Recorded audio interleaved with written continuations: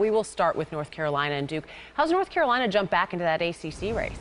Well, they have, Dana. They were assigned to the disappointment department for most of this season, but they are back right on time for this rivalry game with Duke. They've won 5 straight games, most of them in authoritative fashion. Along the way, they've gotten improved play from their freshman sensation, Harrison Barnes, but he's not even going to be the most important freshman for Carolina tomorrow night. It is point guard Kendall Marshall, who took over the starting job going into this 5-game winning streak and knocked Larry Drew all the way out of the program. Larry Drew left the school shockingly last week, so now the point guard position is all Kendall Marshall's.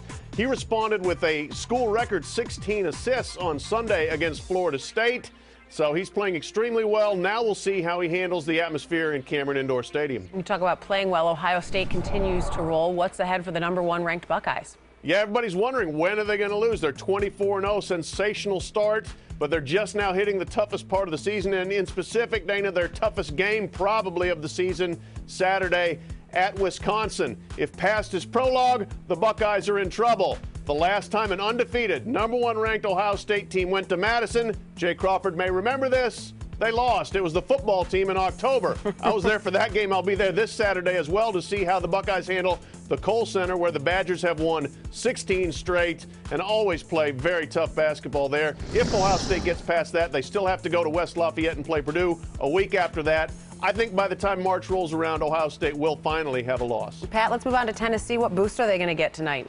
Bruce Pearl back on the sideline for an SEC game for the first time this season. The prodigal leader of the Volunteers will be back wearing that trademark rivalry orange coat, but he also brings a lot of other baggage with him after sitting out the first 8 SEC games in a league-mandated suspension for lying to NCAA investigators.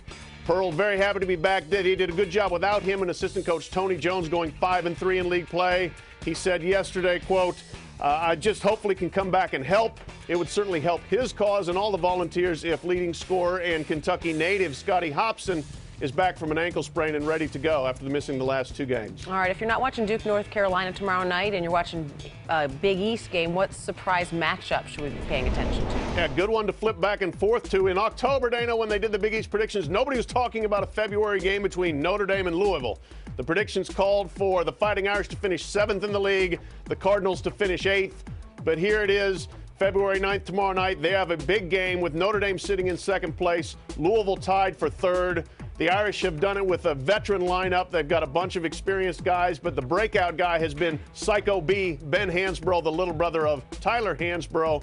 For Louisville, one of Rick Pitino's better coaching jobs, overcoming a slew of injuries. They've won a bunch of nail-biter games, 4 victories by 4 points or less, including 3 of them by a single point in league play. But they bring a very injured team up to South Bend. If leading scorer Preston Knowles can't go after missing last game with a hamstring injury, center Gorgie Dang misses a 4th straight game because of a concussion, they could have a hard time winning that one.